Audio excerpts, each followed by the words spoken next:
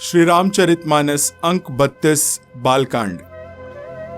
दूत अवधपुर पठवहु जाई, आनहि नृपदर सथहि बोलाई। मुदित राउ कही भले ही कृपाला, पठए दूत बोली तेहि काला। जाकर अयोध्या को दूत भेजो जो राजा दशरथ को बुला लावें। राजा ने प्रसन्न होकर कहा, हे कृपालु, बहुत अच्छा, और उसी समय दूतों को बुलाकर भेज दिया। बहुरी महाजन सकल बोलाए, आई सबन्हि सादर सिर नाए। हाट बाट मंदिर सुरबासा, नगरु संवारहु चारिहु पासा। फिर सब महाजनों को बुलाया और सबने आकर राजा को आदर पूर्वक सिर नवाया। बाजार, रास्ते, घर, देवालय और सारे नगर को चारों ओर से सजाओ। हरसी चले निज निज गृह आए, पुनि परिचारक बोली पठाए। रचहु विचित्र बितान बनाई, सिर धरि बचन चले सचुपाई। महाजन प्रसन्न होकर चले और अपने अपने घर आए। फिर राजा ने नौकरों को बुला भेजा, विचित्र मंडप सजाकर तैयार करो। यह सुनकर वे सब राजा के वचन सिर पर धरकर और सुख पाकर चले। पठए बोली गुनी तिन्ह नाना, जे बितान विधि कुशल सुजाना। विधि बंदी तिन्ह कीन्ह आरंभा, बिरचे कनक कदली के खंभा। उन्होंने अनेक कारीगरों को बुलवा भेजा जो मंडप बनाने में कुशल और चतुर थे। उन्होंने ब्रह्मा की वंदना करके कार्य आरंभ किया और पहले सोने के केले के खंभे बनाए। हरित मनहिन के पत्र फल, पदुम राग के फूल। रचना देखी विचित्र अति, मनु बिरंची कर भूल। हरी हरी मणियों अर्थात पन्ने के पत्तों और फल बनाए गए तथा पद्मराग मणियों यानी कि माणिक के फूल बनाए। मंडप की अत्यंत विचित्र रचना देखकर ब्रह्मा का मन भी भूल गया। बेनु हरित मणिमय सब कीन्हे, सरल सपरब परहि नहीं चीन्हे। कनक कलित अहि बेली बनाई, लखी नहीं परई सपर न सुहाई। बांस सब हरी हरी मणियों, पन्ने के सीधे और गांठों से युक्त ऐसे बनाए जो पहचाने नहीं जाते थे कि मणियों के हैं या साधारण। सोने की सुंदर नाग बेली बनाई जो पत्तों सहित ऐसी भली मालूम होती थी कि पहचानी नहीं जाती थी। तेहि के रची पची बंध बनाए, बिच बिच मुकुता दाम सुहाए। मानिक मरकत कुलिस पिरोजा, चीरी कोरी पची रचे सरोजा। उसी नागबेली के रचकर और पच्चीकारी करके बंधन बनाए अर्थात बांधने की रस्सी बनाई। बीच बीच में मोतियों की सुंदर झालरें हैं। माणिक, पन्ने, हीरे और फिरोजे इन रत्नों को चीर कर, कोर कर और पच्चीकारी करके इन्हें कमल का रूप दिया गया, कमल बनाए। किए भृंग बहुरंग बिहंगा, गुंजहि कूजहि पवन प्रसंगा। सुर प्रतिमा खंभन गढ़ी काढ़ी, मंगल द्रव्य लिए सब ठाड़ी। भौरे और बहुत रंगों के पक्षी बनाए, जो हवा के सहारे गूंजते और कूजते थे। खंभों पर देवताओं की मूर्तियां गढ़कर निकाली, जो सब मंगल द्रव्य लिए खड़ी थीं। चौके भांति अनेक पुराई, सिंधुर मणिमय सहज सुहाई। गजमुक्ताओं के सहज ही सुहावने अनेकों तरह के चौक पूरे गए। सौरभ पल्लव सुभग सुठी, किए नीलमणि कोरी। हेम बौर मरकत घवरी, लसत पाटमय डोरी। नीलमणियों को कोर कर अत्यंत सुंदर आम के पत्ते बनाए, सोने के बौर और रेशम की डोरी से बंधे पन्ने के बने फूलों के गुच्छे सुशोभित हो रहे हैं। रचे रुचिर बर बंद निवारे, मनहु मनोभव फंद संवारे। मंगल कलश अनेक बनाए, ध्वज पताक पट चमर सुहाए। ऐसे सुंदर और उत्तम बंधनवार यानी तोरण बनाए, मानो कामदेव ने फंदे सजाए हों। अनेकों मंगल कलश और सुंदर ध्वजा, पताका, पर्दे और चंवर बनाए। दीप मनोहर मणिमय नाना, जाई न बरनी विचित्र बिताना।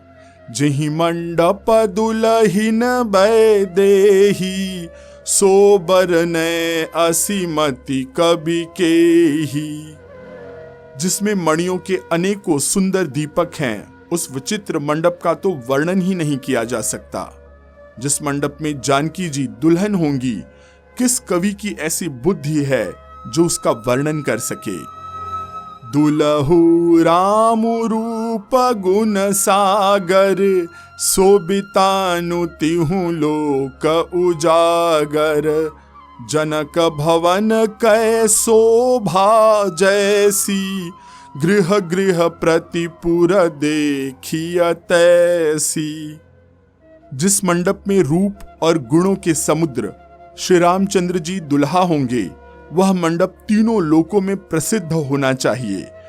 जनक जी के महल की जैसी शोभा है, वैसी ही शोभा नगर के प्रत्येक घर की दिखाई देती है। जेहि तेरहुति तेहि समय निहारी, तेहि लघु लगहि भुवन दस चारी। जो संपदा नीच गृह सोहा, सो बिलो की सुर नायक मोहा।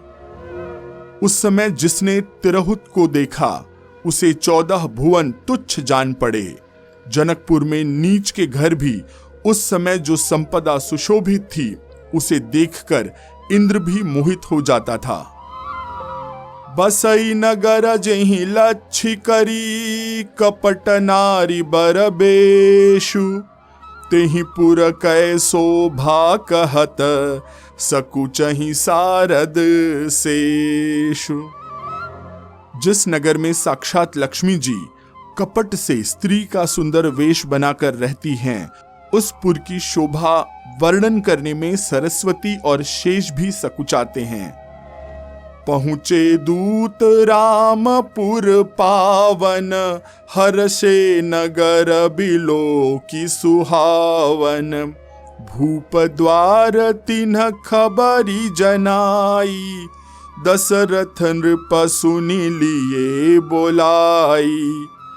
जनक जी के दूत श्री रामचंद्र जी की पवित्र पुरी अयोध्या पहुंचे। सुंदर नगर देखकर वे हर्षित हुए। राजद्वार पर जाकर उन्होंने खबर भेजी। राजा दशरथ जी ने सुनकर उन्हें बुला लिया। करी प्रणाम तिन्ह पाती दीन्ही, मुदित महीप आप उठिलीन्ही।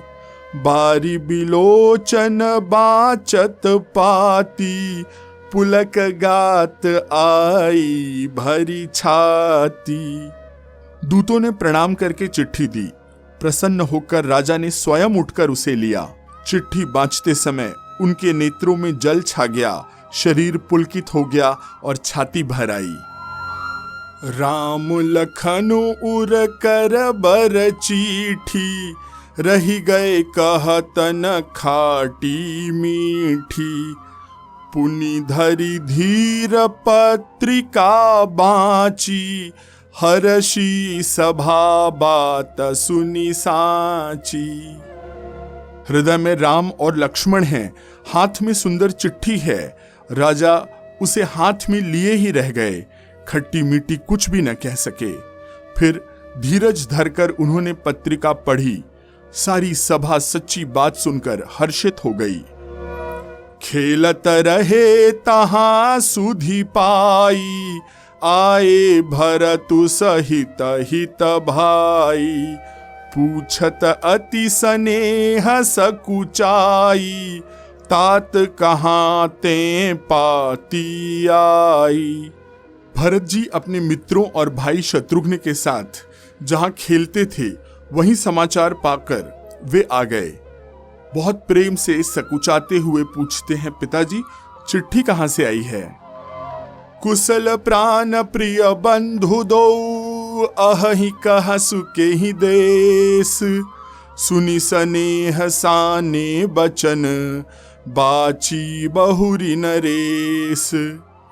हमारे प्राणों से प्यारे दोनों भाई, कहिए सकुशल तो हैं, और वे किस देश में हैं? स्नेह से सने ये वचन सुनकर राजा ने फिर से पत्र पढ़ा। सुनि सानी पुल के दो भ्राता, अधिक स्नेहु समात न गाता। प्रीति पुनीत भरत कै देखी, सकल सभा सुख लहेउ विशेषी। चिट्ठी सुनकर दोनों भाई पुलकित हो गए। स्नेह इतना अधिक हो गया कि वह शरीर में समाता नहीं। भरत जी का पवित्र प्रेम देखकर सारी सभा ने विशेष सुख पाया। तब नृपदूत निकट बैठारे, मधुर मनोहर बचन उचारे।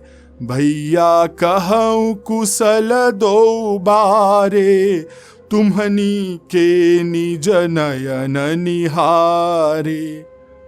तब राजा दूतों को पास बैठाकर मन को हरने वाले मीठे वचन बोले, भैया कहो, दोनों बच्चे कुशल से तो हैं? तुमने अपनी आंखों से उन्हें अच्छी तरह देखा है ना? श्यामल गौर धरे धनु भाथा, बय किशोर कौशिक मुनि साथा। पहिचानहु तुम कहु सुभाऊ, प्रेम बिबस पुनि पुनि कहराऊ। सांवले और गोरे शरीर वाले वे धनुष और तरकश धारण किए रहते हैं। किशोर अवस्था है, विश्वामित्र मुनि के साथ हैं। तुम उनको पहचानते तो हो ना? उनका स्वभाव बताओ। राजा प्रेम के विशेष वश में होकर बार बार इस प्रकार कहकर पूछ रहे हैं। जादिनि ते मुनि गए लवाई, तब ते आजु साची सुधि पाई। कहु विदेह कवन विधि जाने, सुनि प्रिय बचन दूत मुस्काने। जिस दिन से मुनि उन्हें लिवाकर ले गए हैं, तब से आज ही हमें उनकी खबर मिली है। कहो तो महाराज जनक ने उन्हें कैसे पहचाना? ये प्रिय प्रेम भरे वचन सुनकर दूत मुस्कुराए।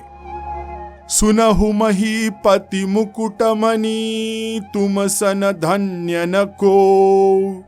रामु लखनु जिनके तनय, विश्व विभूषण दो। दूतों ने कहा, हे राजाओं के मुकुटमणि, सुनिए, आपके समान धन्य और कोई नहीं है, जिनके राम और लक्ष्मण जैसे पुत्र हैं, जो दोनों विश्व के भूषण हैं। पूछन जो गुण तनय तुम्हारे, पुरुष सिंह तिहु पुर उजियारे। जिन्हके जस प्रताप के आगे, ससिमलीन रवि शीतल लागे। आपके पुत्र पूछने योग्य नहीं हैं। वे पुरुष सिंह तीनों लोकों के प्रकाश स्वरूप हैं, जिनके यश के आगे चंद्रमा मलिन और प्रताप के आगे सूर्य शीतल लगता है। तिन्ह कहाँ कहिया नाथ किमहि चीन्हे, देखिया रवि की दीप करलीन्हे। सिय स्वयंवर भूप अनेका, समिटे सुभट एकते एका। हे नाथ, उनके लिए आप कहते हैं कि उन्हें कैसे पहचाना? क्या सूर्य को हाथ में दीपक लेकर देखा जाता है? सीता जी के स्वयंवर में अनेकों राजा और एक से बढ़कर एक योद्धा एकत्र हुए थे।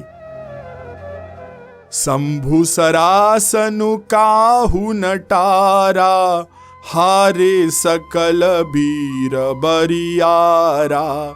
तीनी लोक महजे भटमानी, सब कै सकति शंभु धनु भानी।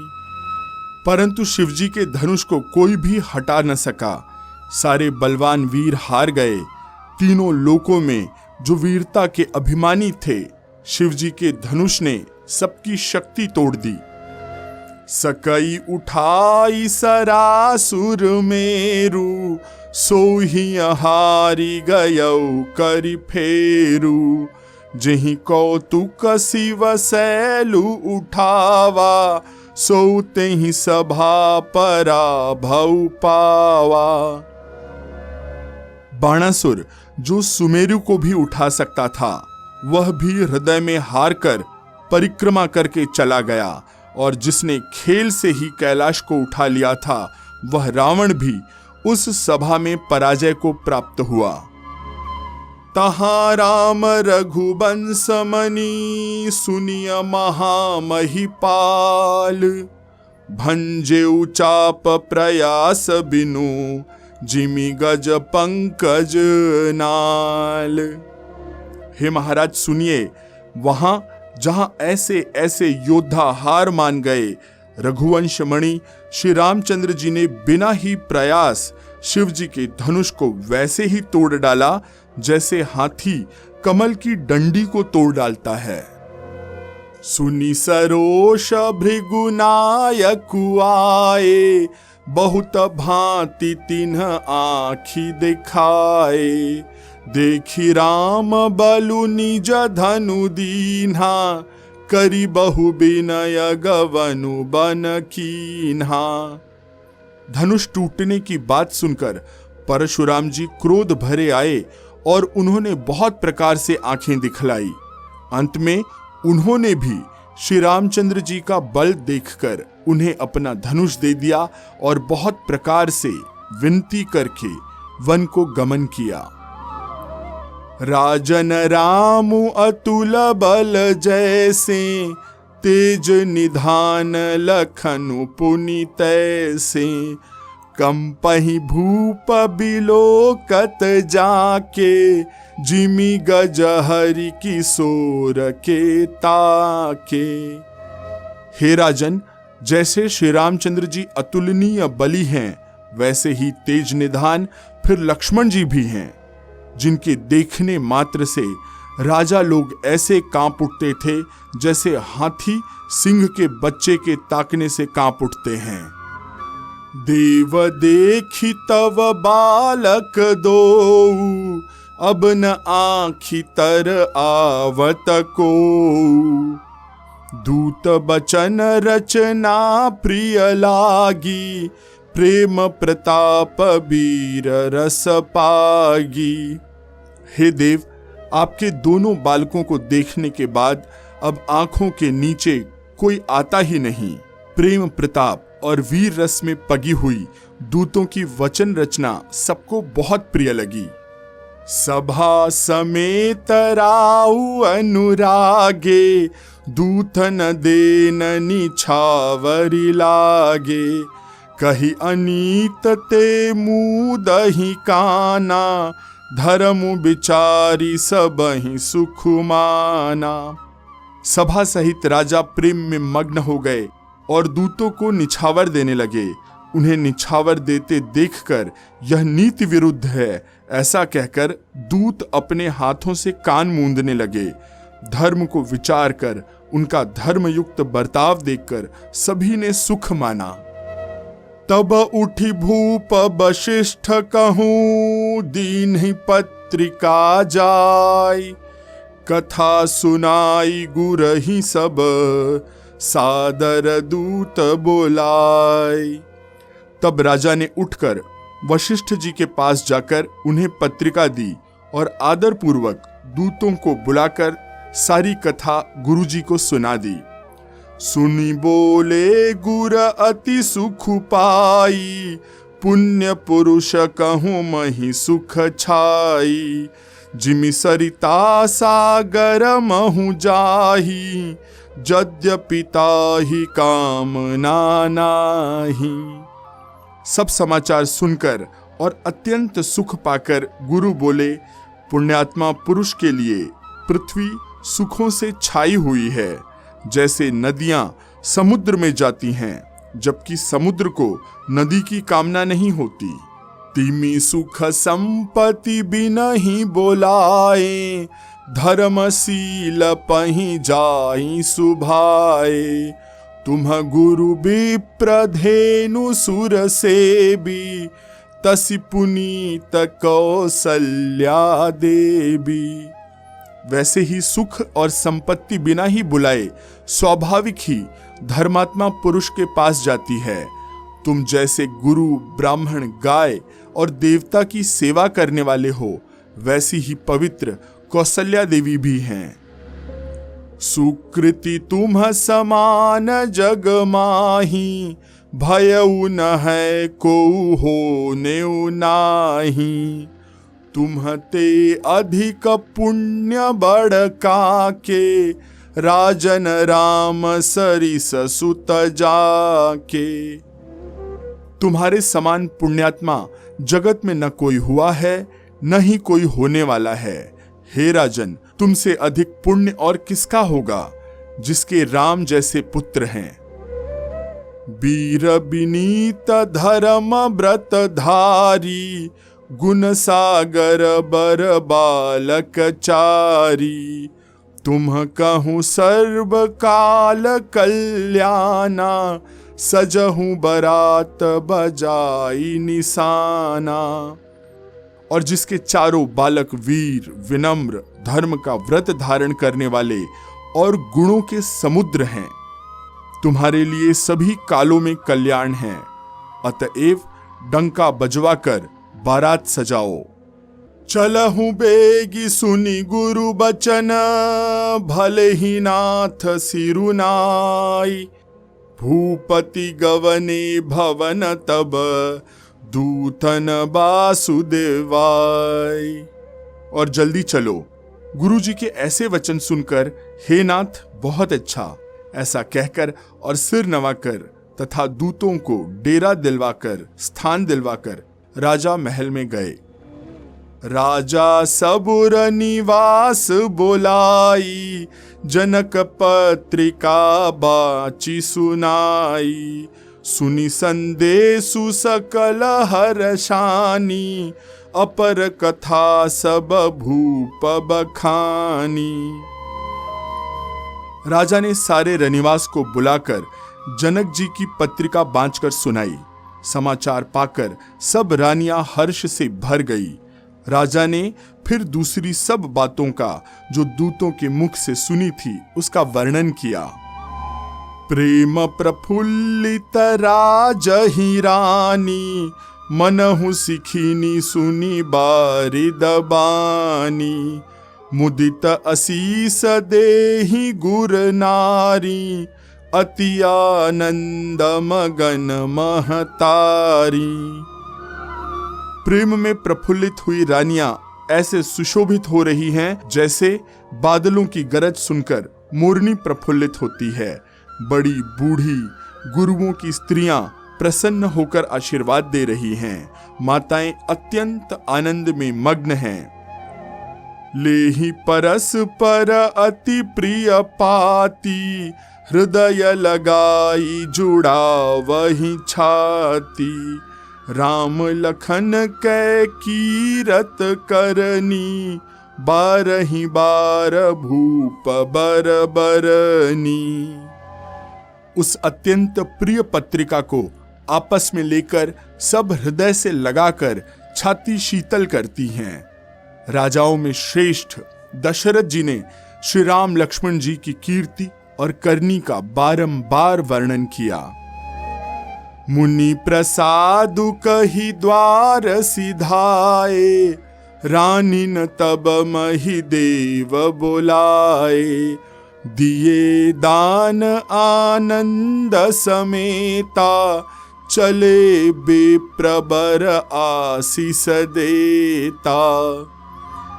यह सब मुनि की कृपा है, ऐसा कहकर वे बाहर चले आए। तब रानियों ने ब्राह्मणों को बुलाया और आनंद सहित उन्हें दान दिया। श्रेष्ठ ब्राह्मण आशीर्वाद देते हुए चले। जाचक कीन्ह कारी, दीन्ह निछावर कोटि विधि, चिरुजीवहु सुत चारि, चक्रवर्ती दशरथ के। फिर भिक्षुकों को बुलाकर करोड़ों प्रकार की निछावरें उनको दी। चक्रवर्ती महाराज दशरथ के चारों पुत्र चिरंजीवी हों। कहत चले पहिरे पटनाना, हर्षि हने गह गहे निशाना, समाचार सब लोगन पाए, लागे घर घर हो न बधाए। ऐसा कहते हुए वे अनेक प्रकार के सुंदर वस्त्र पहन कर चले। आनंदित होकर नगाड़े वालों ने बड़े जोर जोर से नगाड़ों पर चोट लगाई। सब लोगों ने जब यह समाचार पाया तब घर घर बधावे होने लगे। भुवन चारि दस भरा उछाहु, जनक सुता रघुबीर बियाहु, सुनी शुभ कथा लोग अनुरागे, मग गृह गली संवारन लागे। 14 लोकों में उत्साह भर गया कि जानकी जी और श्री रघुनाथ जी का विवाह होगा। यह शुभ समाचार पाकर लोग प्रेम मग्न हो गए और रास्ते, घर तथा गलियां सजाने लगे। यद्यपि अवध सदैव सुहावनी, रामपुरी मंगलमय पावनी, तदपि प्रीति कै प्रीति सुहाई, मंगल रचना रची बनाई। वैसे तो अयोध्या सदा सुहावनी है, क्योंकि वह राम जी की मंगलमयी पवित्र पुरी है। फिर भी प्रीति पर प्रीति होने से वह सुंदर मंगल रचना से सजाई गई। ध्वज पताक पट चामर चारु, छावा परम विचित्र बजारू, कनक कलश तोरण मणि जाला, हरद दूब दधि अक्षत माला। ध्वजा, पताका, पर्दे और सुंदर चंवरों से सारा बाजार बहुत ही अनूठा छाया हुआ है। सोने के कलश, तोरण, मणियों की झालरें, हल्दी, दूब, दही, अक्षत और मालाओं से मंगलमय निज निज भवन, लोगन रचे बनाई, बीथी सींची चतुर सम, चौके चारु पुराई। लोगों ने अपने अपने घरों को सजाकर मंगलमय बना दिया। गलियों को चतुरसम से सींचा और द्वारों पर सुंदर चौक पुराए। जहां तहां जूथ जूथ मिली भामिनी, सजी नव सप्त सकल दुति दामिनी, विधु बदनी मृग सावक लोचनी, निज स्वरूप रति मानु विमोचनी। बिजली जैसी कांति वाली चंद्रमुखी, हिरण के बच्चे जैसे नेत्र वाली और अपने सुंदर रूप से कामदेव की स्त्री रति के अभिमान को भी झुठलाने वाली, छुड़ाने वाली सुहागिन स्त्रियां सभी 16 श्रृंगार सजकर जहां तहां झुंड की झुंड मिलकर गावहि मंगल मंजुल बानी, सुनि कलरव कल कंठी लजानी। भूप भवन किमि जाई बखाना, विश्व विमोहन रचेउ बिताना। मनोहर वाणी से मंगल गीत गा रही हैं, जिनके सुंदर स्वर को सुनकर कोयलें भी लजा जाएं। राजमहल का वर्णन कैसे किया जाए, जहां विश्व को विमोहित करने वाला मंडप बनाया गया है। मंगल द्रव्य मनोहर नाना, राजत बाजत विपुल निशाना। कतहु बिरीद बंदी उच्चरही, कतहु वेद धुनि भूसुर करही। अनेकों प्रकार के मनोहर मांगलिक पदार्थ शोभित हो रहे हैं और बहुत से नगाड़े बज रहे हैं। कहीं भाट कुल की कीर्ति गा रहे हैं और कहीं ब्राह्मण वेद ध्वनि कर रहे हैं। गावहि सुंदरी मंगल गीता, लै लै नामो रामो अरु सीता। बहुत उछाहु भवनु अति थोरा, मानहु उमगी चला चहुओरा। सुंदर स्त्रियां श्री राम जी और सीता जी का नाम लेकर मंगल गीत गा रही हैं। उत्साह बहुत है और महल अत्यंत छोटा, इससे उसमें न समाकर मानो वह उत्साह आनंद चारों ओर उमड़ रहा है। शोभा दशरथ भवन कई, को कवि बरनै पार। जहां सकल सुर शीस मणि, राम लीन्ह अवतार। दशरथ के महल की शोभा का वर्णन कौन कवि कर सकता है, जहां समस्त देवताओं के शिरोमणि रामचंद्र जी ने अवतार लिया है। भूप भरत पुनि लिए बोलाई, हय गय स्यंदन साजहु जाई। चलहु बेगी रघुबीर बराता, सुनत पुलक पूरे दो भ्राता। फिर राजा ने भरत जी को बुला लिया और कहा कि जाकर घोड़े, हाथी और रथ सजाओ, जल्दी रामचंद्र जी की बारात में चलो। यह सुनते ही दोनों भाई आनंदवश पुलक से भर गए। भरत सकल साहनी बोलाए, आय सुदीन मुदित उठी धाए। रुचि रुचि जीन तुरगतिन्ह साजे, बरन बरन बर बाजी बिराजे। भरत जी ने साहनी अर्थात घुड़साल के अध्यक्ष बुलाए और उन्हें घोड़ों को सजाने की आज्ञा दी। वे प्रसन्न होकर उठ दौड़े। उन्होंने रुचि के साथ यथा योग्य जीने कसकर घोड़े सजाए।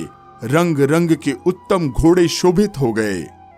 सुभग सकल सुठी चंचल करनी, अय इव जरत धरत पग धरनी। नाना जाति न जाहि बखाने, निदरी पवनु जनु चहत उड़ाने।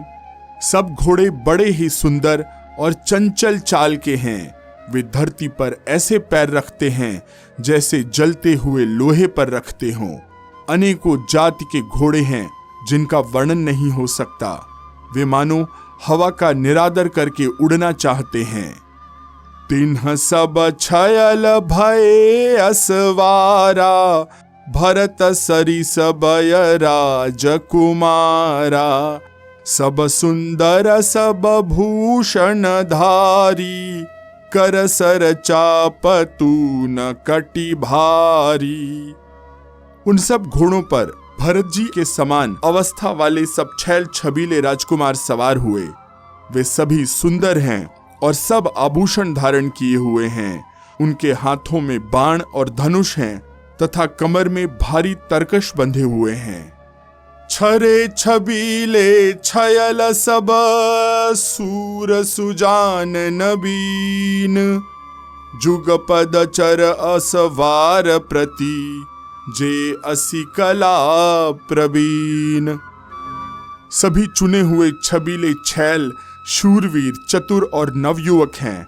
प्रत्येक सवार के साथ 2 पैदल सिपाही हैं जो तलवार चलाने की कला में निपुण हैं। बांधे बिरद बीर रन गाढ़े, निकसी भय पुर बाहेर ठाड़े। फेरहि चतुर तुर गगति नाना, हर्षहि सुनि सुनि पनव निशाना। शूरता का बाना धारण किए हुए रणधीर वीर सब निकलकर नगर के बाहर आ खड़े हुए। वे चतुर अपने घोड़ों को तरह तरह की चालों से फेर रहे हैं और भेरी तथा नगाड़े की आवाज सुन सुनकर प्रसन्न हो रहे हैं। रथ सारथिन विचित्र बनाए, ध्वज पताक मणि भूषण लाए। चंवर चारु किंकिनी धुनि करही, भानुजान शोभा अपहरही। सारथियों ने ध्वजा, पताका, मणि और आभूषणों को लगाकर रथों को बहुत विलक्षण बना दिया है। उनमें सुंदर चंवर लगे हैं और घंटियां सुंदर शब्द कर रही हैं। वे रथ इतने सुंदर हैं मानो सूर्य के रथ की शोभा को छीने लेते हैं। सांव करन अगणित हय होते, ते तिन रथन सारथिन जोते। सुंदर सकल अलंकृत सोहे, जिन्हि बिलोकत मुनि मन मोहे। अगणित श्याम कर्ण घोड़े थे। उनको सारथियों ने उन रथों में जोत दिया है जो सभी देखने में सुंदर और गहनों से सजाए हुए सुशोभित हैं और जिन्हें देखकर मुनियों के मन भी मोहित हो जाते हैं। जे जल चलहि थलहि की नाई, टापन बूढ़ बेग अधिकाई। अस्त्र शस्त्र सबु साजु बनाई, रथी सारथिन लिए बोलाई। जो जल पर भी जमीन की तरह ही चलते हैं, वेग की अधिकता से उनकी टाप पानी में नहीं डूबती। अस्त्र शस्त्र और सब साज सजाकर सारथियों ने रथियों को बुला लिया।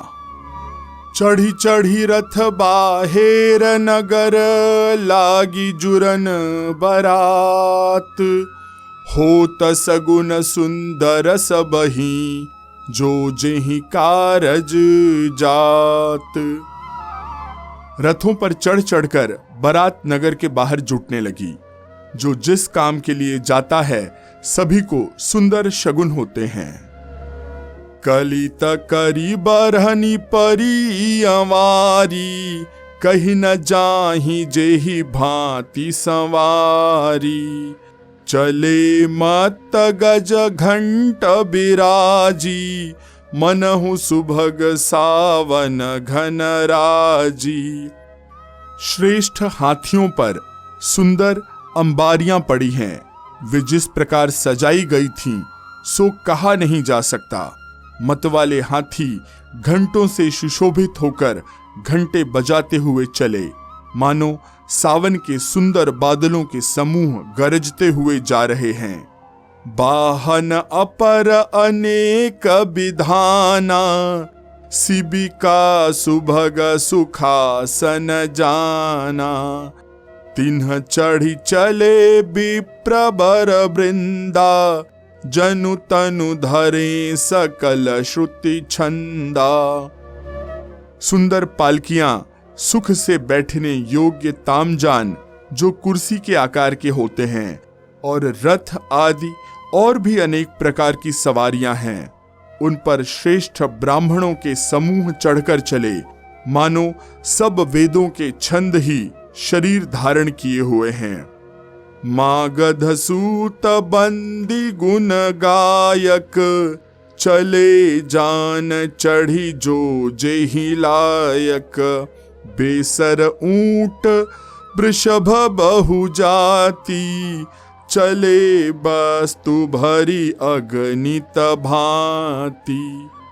मागध, सूत, भाट और गुण गाने वाले सब जो जिस योग्य थे वैसी सवारी पर चढ़कर चले।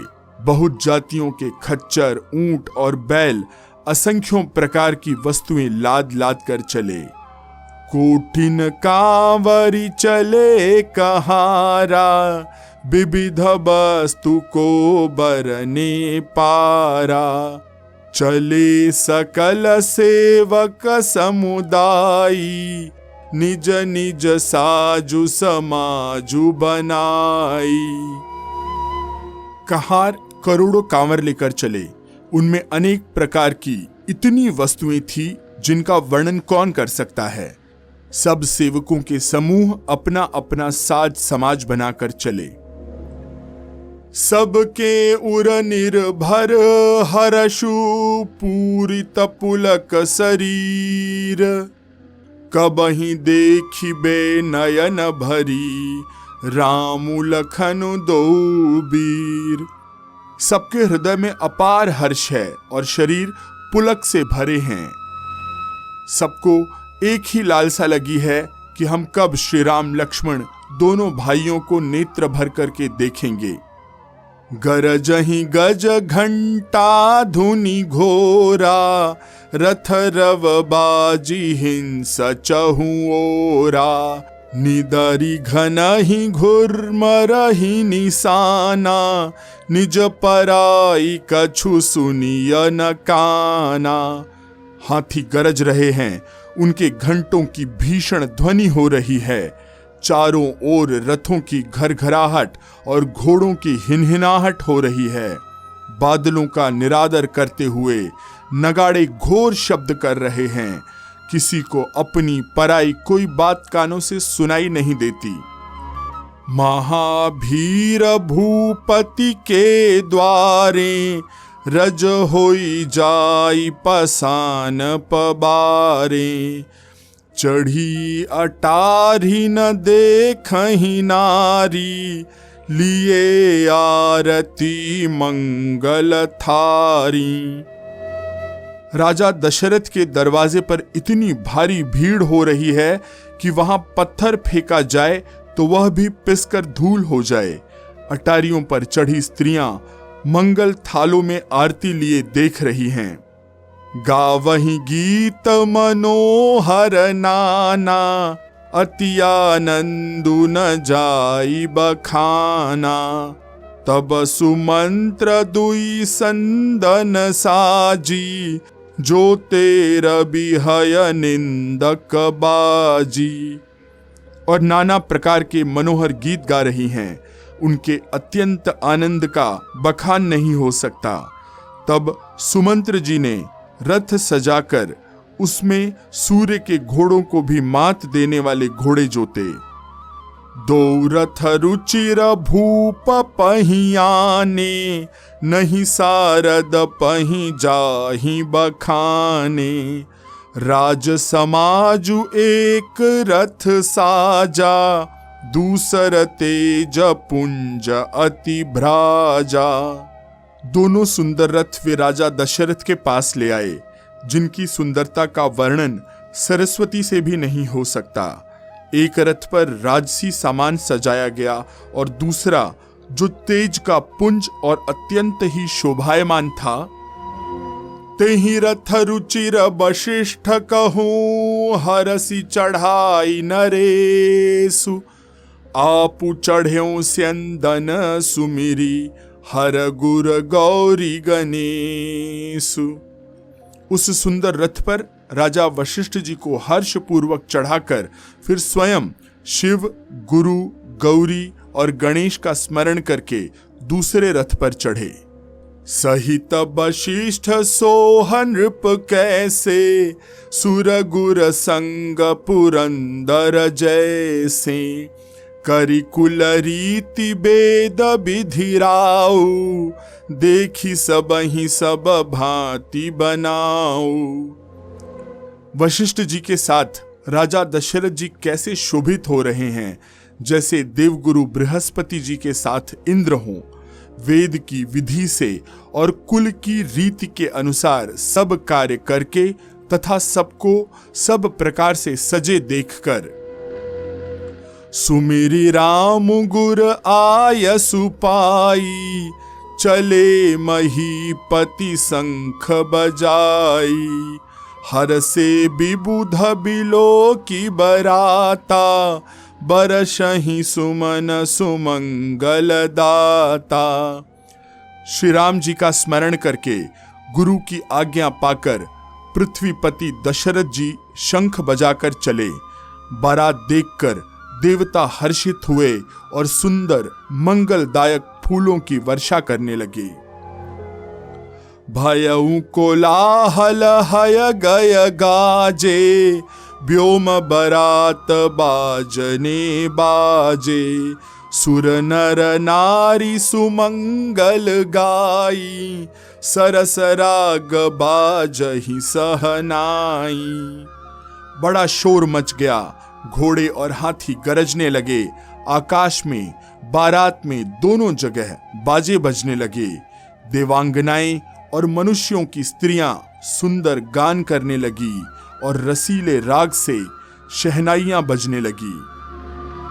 घंटा घंटी धुनि बरनी न जाही, सरव करही पाइक फहराही। करही विदूषक कौतुक नाना, हास कुशल कल गान सुजाना। घंटे घंटियों की ध्वनि का वर्णन नहीं हो सकता। पैदल चलने वाले सेवकगण तथा पट्टेबाज कसरत के खेल कर रहे हैं। आकाश में ऊंचे उछलते हुए जा रहे हैं। हंसी करने में निपुण और सुंदर गाने में चतुर विदूषक मस्खरे तरह तरह के तमाशे कर रहे हैं। तुरग नचा वही कुंवर बर, अकनि मृदंग निशान। नागर नटचित वही चकित, डगही न ताल बंधान। सुंदर राजकुमार मृदंग और नगाड़े के शब्द सुनकर घोड़े को उन्हीं के अनुसार इस प्रकार नचा रहे हैं कि वे ताल के बंधान से जरा भी डिगते नहीं हैं। चतुर नट चकित होकर यह सब देख रहे हैं। बनई न बरनत बनी बराता, होई ही सगुन सुंदर शुभदाता। चारा चाशुबाम दिसिलेई, मनहु सकल मंगल कहि देई। बारात ऐसी बनी है कि उसका वर्णन करते नहीं बनता। सुंदर शुभदायक शगुन हो रहे हैं। नीलकंठ पक्षी बाईं ओर चारा ले रहा है, मानो संपूर्ण मंगलों की सूचना दे रहा है। दहिन काग सुखेत सुहावा, नकुल दरसु सब काहू पावा। सानुकूल बह त्रिविध बयारी, सघट सबाल आव बर नारी। दाहिनी ओर कौआ सुंदर खेत में शोभा पा रहा है। नेवले का दर्शन भी सब किसी ने पाया। तीनों प्रकार की शीतल मंद सुगंधित हवा अनुकूल दिशा में चल रही है। श्रेष्ठ सुहागिनी स्त्रियां भरे हुए घड़े और गोद में बालक लिए आ रही हैं।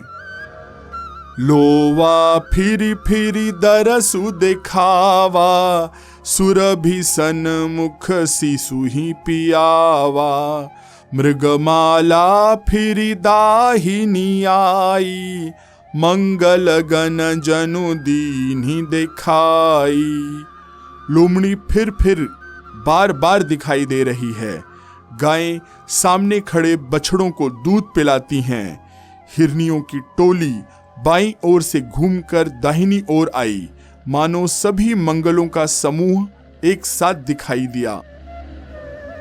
क्षेम करी कह क्षेम विशेषी, श्यामा बाम सुतरु पर देखी। सन्मुख आयउ दधि अरुमीना, कर पुस्तक दुई बेप्र प्रवीणा। क्षेम करी सफेद सिर वाली चील विशेष रूप से क्षेम अर्थात कल्याण कह रही है। श्यामा बाईं ओर सुंदर पेड़ पर दिखाई पड़ी। दही, मछली और 2 विद्वान ब्राह्मण हाथ में पुस्तक लिए हुए सामने आए। मंगलमय कल्याणमय अभिमत फलदातार, जनु सब साचे हो न हित, भय सगुन एक बार। सभी मंगलमय, कल्याणमय और मनोवांछित फल देने वाले शगुन मानो सच्चे होने के लिए एक साथ हो गए। मंगल सगुन सुगम सब ताके, सगुन ब्रह्म सुंदर सुत जाके। राम सरिस बरु दुलहिनी सीता, समधि दशरथ जनकु पुनीता। स्वयं सगुण ब्रह्म जिसके सुंदर पुत्र हैं, उसके लिए सब मंगल शगुन सुलभ हैं। जहां श्री रामचंद्र जी सरीखे दुल्हा और सीता जी जैसी दुल्हन हैं, तथा दशरथ जी और जनक जी जैसे पवित्र समधी हैं।